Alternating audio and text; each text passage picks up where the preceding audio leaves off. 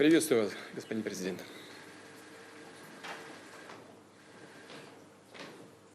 There you go. Hello. Добрый день. Good to see you again. Unfortunately. Приветствую вас, господин президент.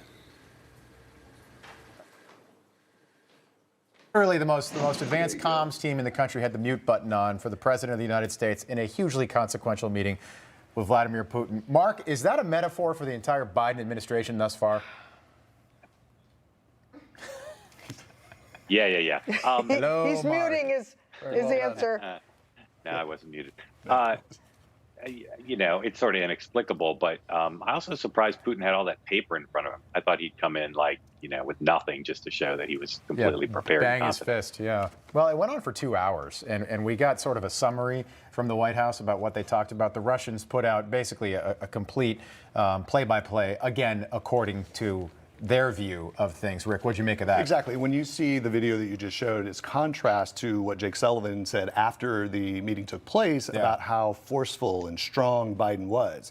The optics of him waving his hands and not being able to operate the mute button doesn't give you a sense of control and strength. And Vladimir Putin being on the other side of that is difficult, I'm sure, to watch and see what's going to happen. But look, at the end of the day, the real question is, why should this matter to the American people? Like, when you look at what Russia is doing in terms of its aggression to Ukraine, why do the American people care? And you look at the tokens on the board, the Nord Stream pipeline, that is a huge leverage point for the Americans to use in its negotiations with Russia to make sure that we keep Russia in check. Yeah, the Germans commented on that yesterday. The Germans want this it. This pipeline obviously. runs right through Germany. Yeah, right? and just the real quick history is that the pipeline had typically, the gas had run from Russia through Ukraine. Right. And when Russia and Ukraine got into battles and skirmishes, they would shut off the gas. Who did it impact? It impacted Europe. And that was important. Europe needed to get away from being dependent on Ukraine for gas, so it went directly to Russia. And now you have a divisive relationship between the U.S. and the European allies on this issue. Right. And what Russia is doing. And Russia has gained billions of dollars in revenue from it and leverage in the region. Okay, so Betsy, here we are. Fast forward to 2021. We know what happened in 2014. Obama and Joe Biden, vice president, give up Crimea without much of a fight. Vlad Putin's still the president then. He's been the president for 5 U.S. presidents. They are very patient in Russia. Is now the time for Putin to move on Ukraine? Because he wants Ukraine. And beyond Ukraine, the fact is that Biden has already targeted or signaled his weakness with Afghanistan. Right. And now we see Russia and China conducting joint military operations, Russia and China cooperating to allow Iran to evade economic sanctions imposed by the U.S. So we see a building coalition of anti-freedom forces against the United States. Yeah. And Biden is allowing it to happen, inviting it with his weakness. Yeah, such a good point. I think that's how he's perceived overseas. You mentioned it a moment ago, Rick, that basically the only foreign dignitary to say, yes, they're going to show up at the Beijing Olympics in early February is Vladimir Putin. Yeah, and I thought it was a kind of a tongue-in-cheek. This is what Vladimir Putin does. He likes to play head games with, U.S. Leaders. Right. And doing the conference from Sochi, where the Winter Olympics were held in 2014. Yeah. And being the only leader to accept China's invitation was also sending just a little headshot to Joe Biden. On the same I'm surprised day he wasn't on horseback and bare-chested. Yeah, that would have been a much better summit, I think. That's for the summer. The mute button would have been on if that was the case. Right. Mark, I want to play you a soundbite. This is Lloyd Austin, Secretary of Defense, commenting on what the U.S. will do if military aggression does play out on the border there, Ukraine and Russia. Take a listen.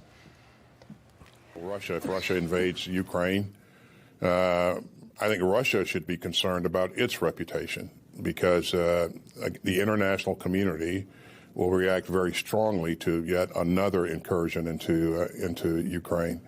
So I think the aggressor here is the one that we ought to be focused on in terms of reputation. So.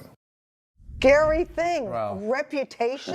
Yeah. Mark, Putin really cares about that. We're only a few months removed from Afghanistan, by the way. So Lloyd Austin, the pressure is on here. David Ignatius has a great column in the Washington Post this morning that lays out the fact that although Putin certainly may not be intimidated by NATO or the U.S. to go into Ukraine, that the military conflict there would be difficult potentially, that there are paramilitary groups, there's the government military, and some questions about how civilians would react. So just because Putin maybe makes a decision to go in doesn't mean it will be easy. And he may be deterred by that. He cares a lot about public opinion. and he doesn't want to start up an unpopular, unwinnable war. That may be the best thing the United States has going for it right now. And you got to keep in mind, too, when you look at kind of the map of Ukraine, what Joe Biden was talking about yesterday, if the U.S. were to put troops on the ground, it would likely be in Poland and Romania. Well, that's on the western side of the country of Ukraine. Logistically, of getting American troops, American forces, or NATO forces, for that matter, into the area of the conflict would be very, very difficult and very deadly. And Poland, that's a NATO That's country, exactly right. so. And that's exactly what happened in 2014, which is why NATO didn't do anything. Right. And the Biden administration did not respond. There were no repercussions for that cyber attack back in June. Russia cyber attack here, no repercussions, nothing. Which but is isn't shocking. the Ukraine begging the United States to provide them with offensive missiles? Yeah. Lethal weapons, yes. That's right. Hey, I'm Rob Finnerty. Thanks for watching. If you enjoyed this video, please join the conversation in the comments below. Don't forget to subscribe, too. Hit the bell icon to be alerted to breaking news. And remember, there's a whole lot more on Newsmax TV, America's fastest growing cable news network. Newsmax TV, where real news for real people.